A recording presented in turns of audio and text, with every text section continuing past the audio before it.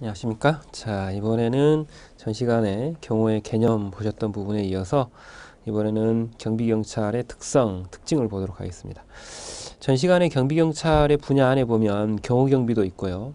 그리고 대테러 관련된 특수경비도 들어 있습니다. 바로 이런 부분들 때문에 경비경찰이 어떤 특성이 있는가라고 하는 부분, 쉽게 말하면 경비의 특성이죠. 제일 첫 번째는 복합기능적 활동이다 이렇게 되어 있습니다. 이 경비경찰이라고 하는 이런 부분들은 범죄를 예방하기도 하지만 진압도 해야 되는 두 가지 성질을 다 가지고 있습니다. 물론 진압을 할 정도의 위험 상황이 터지면 안 되겠죠. 진압보다는 예방이 더 중요한 건 맞는데 일단 질서가 무너져서 회복되는 데는 그만큼 엄청난 비용과 희생이 따릅니다. 그렇기 때문에 예방이 중요한 것이죠. 그 다음 현상유지적 활동이라고 말합니다. 이때 현상유지적 활동이라고 하는 것은 기존의 질서 상태가 유지되는 것을 가리키는 말입니다. 질서 유지인 것이죠. 그런데 이때 질서 유지라고 하면 그냥 가만히 있는 소극적 의미를 가지고 있는 것이 아니라 적극적 의미입니다. 그래서 어떤 새로운 변화나 발전을 보장하기 위해서 동태적이고도 적극적인 의미의 유지를 우리는 질서 유지이다 이렇게 말하고 있죠. 그 다음 즉흥적 활동이 있습니다. 이 즉흥적 활동이라고 하는 것은 이 경비 사태가 여러분들 알다시피 어떤 상황이 갑자기 발생되는 경우들이 많습니다. 아주 긴박하게 일어나는 경우들이 많죠. 그렇기 때문에 이런 국가적이고 사회적인 어떤 중대한 영향을 미치는 이런 상황들이 긴박하게 발생이 되는 것들에 대해서 그 당시에 즉시 바로 활동이 이루어져야 되는 것이죠. 시간을 둘 수 없다라는 거, 시간적 여유가 없다라는 겁니다. 그래서 특히 이제 다중범죄나 테러나 그리고 이제 경호와 같은 이런 상황 속에 유해 사태가 발생이 되거나 하는 이런 경우들에 대해서는 시한을 정해놓고 진압할 수는 없습니다. 그냥 바로 즉시 진압을 해야 되는 이런 경우이죠. 그래서 일정한 기간이나 이런 것들은 없다라고 하는 것입니다. 그 다음 조직적 부대 활동입니다. 즉 경호를 혼자 할 수는 없죠. 혼자 다 할 수는 없습니다. 결과적으로 특히 이제 대통령 경우나 이런 경우들은 개인 단위가 아니라 이 부대 단위로 혹은 조직적으로 그리고 집단적으로 이루어지는 이런 형태의 활동이기 때문에 특성이 이런 특성을 갖고 있죠. 더더군다나 이 조직 부대 단위의 활동이면서 내용을 보시면 하향적 활동인 겁니다. 하향적 명령식으로 이루어지는 게 경호의 가장 대표적인 특징이죠. 그래서 하향적이고 명령적으로 수행이 돼야 된다라고 하는 내용까지 같이 알아두셔야 됩니다. 이건 이제 제목을 분리시키려다가 분리시키지 않고 안에다 포함을 시켰습니다. 그걸 여러분들이 좀 감안을 하시고요. 그래서 지휘관들이 내리는 지시나 명령에 복종을 해서 명령을 따를 수밖에 없는 이런 형태인 것입니다. 그 다음 사회 전반적인 안녕을 목적으로 하는 그런 활동이죠. 특히 이제 대통령 경호이다라고 하는 이런 부분들에 있어서는 국가나 사회 전반에 직접적인 영향을 미치는 이야기이기도 합니다. 특히 이 경호가 공공기관에 해당이 되는 대통령 경호일 때 국가 목적적인 어떤 치안의 요소도 같이 겸하는 이런 형태의 성질을 갖고 있죠. 자, 이렇게 보는 것이 일반적으로 이제 공경비, 즉 경찰의 측면이나 혹은 대통령 경호실의 측면에서 봤을 때 이야기고요.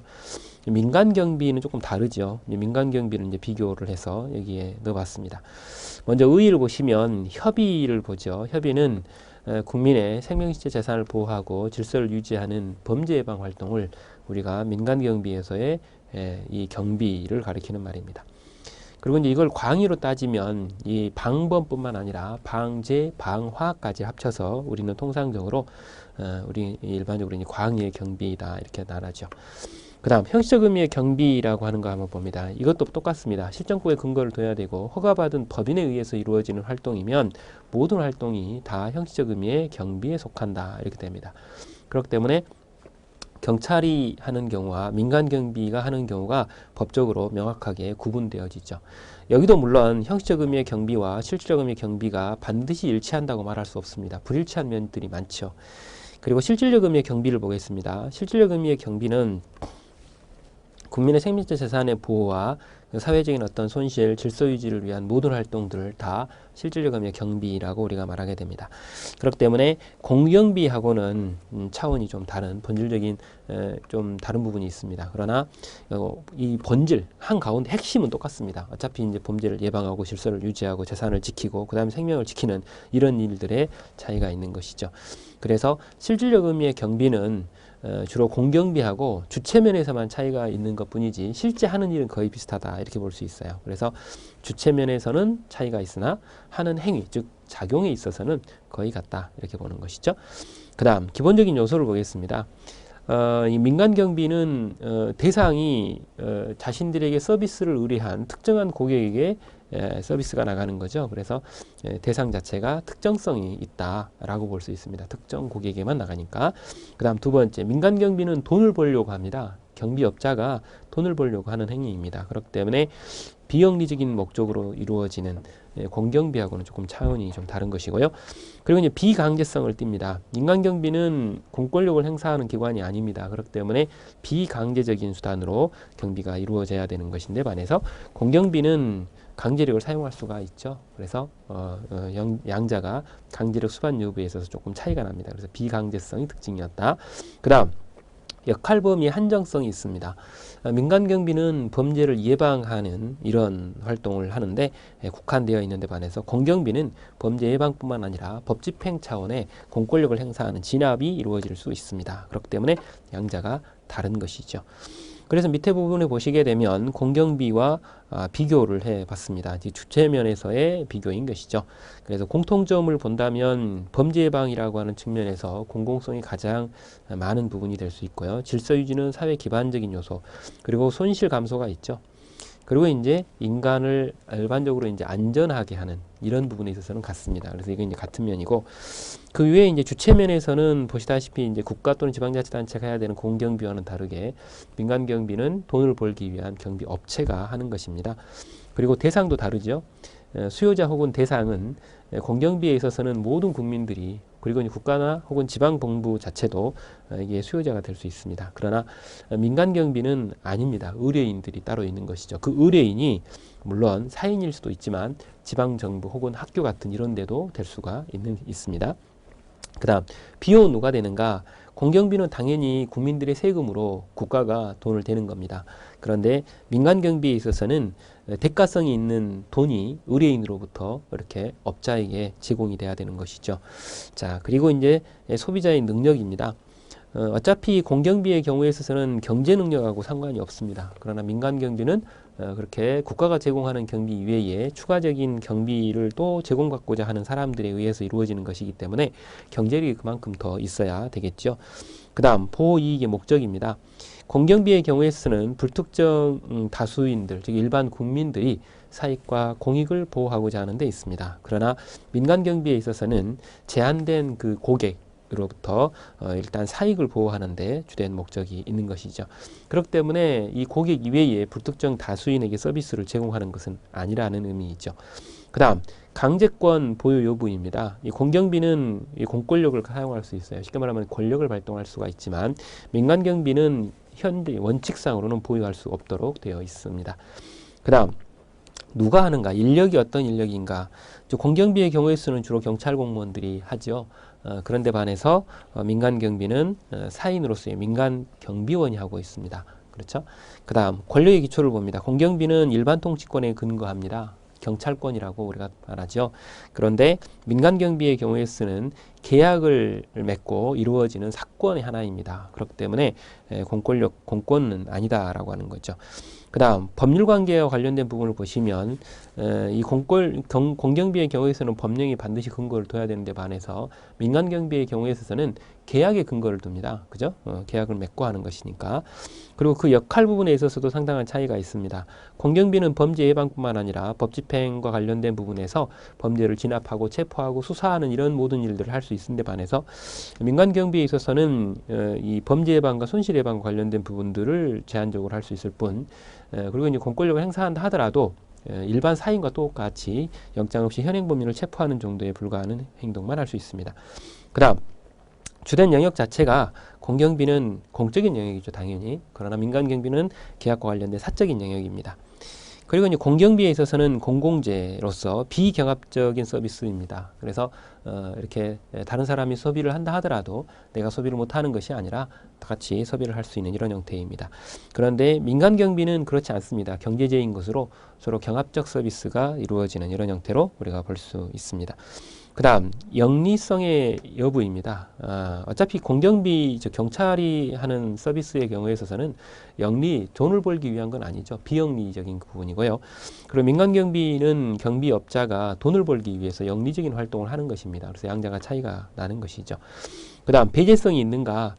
공경비의 경우에 있어서는 누군가를 배제시킬 수가 없습니다. 비배제성이라고 우리가 표현하죠. 그러나 민간경비는 배제를 시킬 수 있어요. 그다음 그 밑에 보면 선택권 혹은 거부권이 있는가라고 했을 때 이 공경비는 공평하게 평등하게 서비스를 제공해야 하는 이런 형태입니다. 그렇기 때문에 비거부성을 나타내죠. 그러나 민간경비의 경우에 있어서는 거부성을 갖고 있습니다. 즉 시민들도 서비스 이용의 선택권이 있을 수 있다 이렇게 말하는 것이죠. 그 다음 지도감독 부서가 어디입니까? 라고 봤을 때 이 공경비의 경우 안에 속하는 경찰의 일종이 청원경찰인데요. 이 청원경찰 같은 경우는 경찰청, 경비국, 위기관리센터장이 담당 부서장입니다. 그리고 이제 민간경비, 순수한 의미의 민간경비의 경우에서는 경찰청 생활안전과 협력방범위 안에 민간 협력방범 업무가 있습니다. 그래서 여기서 담당을 하고 있죠. 그렇기 때문에 최근의 기출문제에도 여기에 나온 청원경찰의 담당 부서가 경비과장이다 나왔다가 틀린 적이 있습니다. 그 부분을 여러분들이 주의하셔야 되고요. 경찰청, 경비국 위기관리센터임을 여러분들이 기억하셔야 됩니다. 그 다음 분류와 관련된 부분들을 잠깐 봅니다. 자, 거기 보시게 되면 경비 형태로서 인력 경비하고 기계 경비가 있죠. 그래서 사람이 하느냐 아니면 기계가 하느냐의 문제인 것이고, 경비의 성격에 따라서 자체 경비이냐 계약 경비이냐의 문제인데, 자체 경비라고 하는 것은 어떤 조직체 내에 경비 부서가 자체적으로 존재해서 경비 업무를 맡는 것을 가리키는 말입니다. 그런데 계약 경비라고 하는 것은 업체 내에 경비 부서를 따로 두는 것이 아니라 경비 업무 자체를 위주를 주는 것이죠. 그래서 일반적으로 민간 경비 업체에 경비 서비스를 의뢰하는 형태를 말하는 것입니다. 그 다음 경비 목적을 보시게 되면 시설경비, 호송경비, 혼잡경비, 특수경비, 신변보호경비라고 하는 형태로 되어 있습니다. 이 부분은 경비업법에서 규정된 여러 가지 활동들을 그대로 일단 포섭을 해서 이 안에 넣는데, 실제로 일부 교수님의 경우에 이두석 교수님의 경우에 있어서는 경비를 경비 목적에 따라서 경호경비, 치안경비, 재해경비, 혼잡경비, 특수경비, 중요시설경비로 구분을 따로 하고 계십니다. 그래서 여러분들이 분류를 여러분들이 조금 이 교수님들이 어떤 교수님이냐에 따라서 분류를 좀 다르게 하는 분들도 간혹 있다라고 하는 것은 알아두실 필요가 있고요. 그 다음에 이제 현행 법규는 두 가지가 있습니다. 민간경비에는. 그래서 청원경찰법과 여러분들 알다시피 경비업법이 있죠. 청원경찰법의 경우에 있어서는 청원경찰의 직무, 임용, 배치, 보수, 사회복지, 그리고 그 밖에 규정을 함으로써 청원경찰의 원활한 운영을 목적으로 하는 이런 형태입니다. 그래서 실제로 이 청원경찰법 제1조를 가지고도 시험 문제가 나오기도 하죠. 그래서 배치, 보수, 사회보장과 관련된 이런 부분들까지도 같이 들어있는 것이고요. 그 다음 청원경찰은 청원주와 배치된 기관, 시설, 사업장의 구역을 관할하는 경찰서장이 감독을 받아 그랬어요. 즉 청원경찰은 청원주로부터도 감독을 받고 경찰서장으로부터도 감독을 받습니다. 그래서 그 경비구역만의 경비를 목적으로 필요한 범위 내에서 경찰관 직무집행법 따라 경찰관의 직무를 수행한다라고 되어 있는데, 이때 경찰관 직무집행법의 직무 범위 내에 수사가 들어있어요. 근데 수사를 하지는 않아요. 그래서 시행령상으로 보게 되면 수사가 제외가 되어 있습니다. 그걸 여러분들이 주의를 하셔야 되고요. 그 다음 경비업법이죠. 이 경비업법에 있어서는 주로 시설주가 요구하는 경비 대상의 경비 업무를 수행하는 형태로 이루어지는데, 경비의 종류가 앞에서 보셨던 것처럼 5가지로 구성이 되어 있습니다. 그래서 시설경비, 호송경비, 신변보호, 기계경비, 특수경비라고 하는 5가지의 경비 분야로 구성이 되어 있는데, 여기서 이제 주로 경호와 관련된 부분처럼 신변보호가 안에 포함이 되어 있다라고 하는 것을 알아두셔야 됩니다. 그 다음 이 민간경비에 있어서 이론적인 근거입니다. 이론적 근거가 아주 세부적으로 시험 문제가 자세히 나온다거나 하는 그런 부분들은 아닙니다. 어차피 이제 여러분들이 민간경비론이나 이런 부분들을 아마 1차 부분에서 보셨을 가능성이 높기 때문에 여기서는 개괄적인 설명을 간단히 하도록 하겠습니다. 이론적 근거를 보시게 되면 경제환원이론이라고 하는 것이 있습니다. 이 경제환원이론이라고 하는 것은 민간경비의 발달 원인을 경제적인 측면으로 접근을 하려고 하는 그런 이론입니다. 그런데 이 부분이 이제 사실은 단점이기도 하죠. 그래서 어떤 특정한 현상을 설명을 할 때 그 현상과 경제가 직접적인 관련이 없음에도 그런 현상하고 그 관련이 있는 것처럼 이렇게 접근을 하려고 한다라고 하는 어떤 특성을 갖고 있습니다. 즉 특정한 여기 나와 있는 민간 경비의 어떤 발달의 원인이나 이런 부분들을 경제적인 측면으로 설명하려고 하는 어떤 특성을 갖고 있는 것이죠.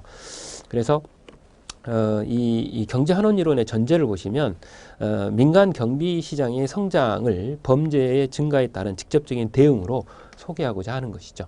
결과적으로 이제 이 경제가 침체가 되고 실업자가 늘어나고 그리고 범죄가 늘어나는 이런 부분에 있어서 민간 경비 시장이 성장을 하게 됨으로 인해서 고용이 창출되고 그러면서 결과적으로 이렇게 범죄가 줄어들 수 있다라고 하는 이런 형태로 소개를 하는 형태입니다. 그렇기 때문에 이런 범죄 원인과 경기 침체, 실업의 문제를 거시적으로 접근을 하면서 민간 경비의 어떤 발달 부분을 소개하고자 하는 그런 이론인 것이죠.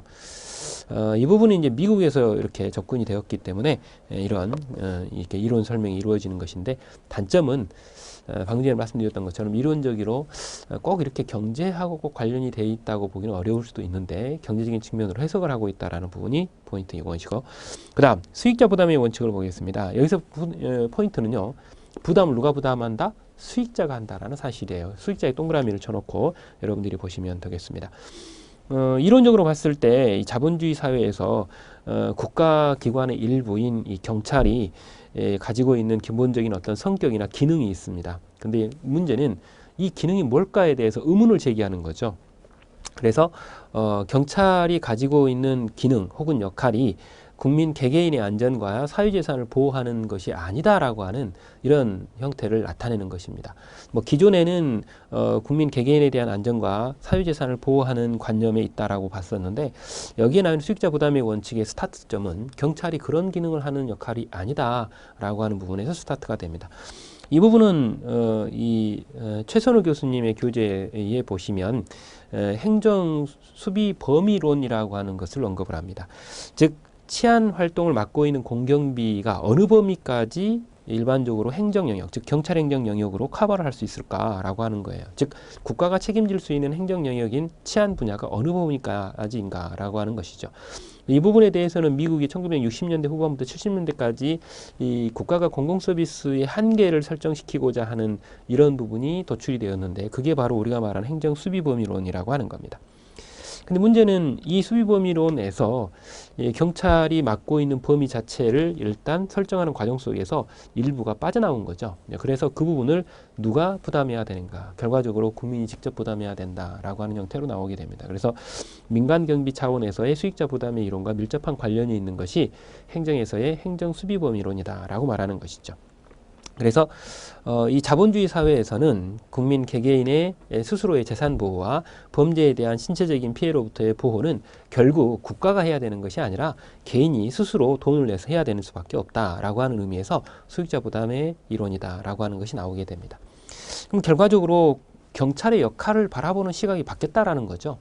경찰의 역할이라고 하는 것은 국가의 법 집행기관의 일부이고 그리고 국가가 일반적으로 체제를 유지하기 위한 정치적인 역할을 수행할 때 그 공조직의 일부로 활동할 뿐만 아니라 이 거시적인 부분을 봤을 때 자본주의 사회에서는 이 질서 유지와 체제 수호라고 하는 것이 국가의 업무이다 이렇게 보는 것이죠. 즉 거시적인 측면에서 혹은 체제 유지적인 측면에서 접근을 하는 것이지 국민 개개인의 생명과 재산을 보호하는 부분은 경찰의 역할이 아니다라고 하는 이런 형태로 접근이 이루어진 것입니다.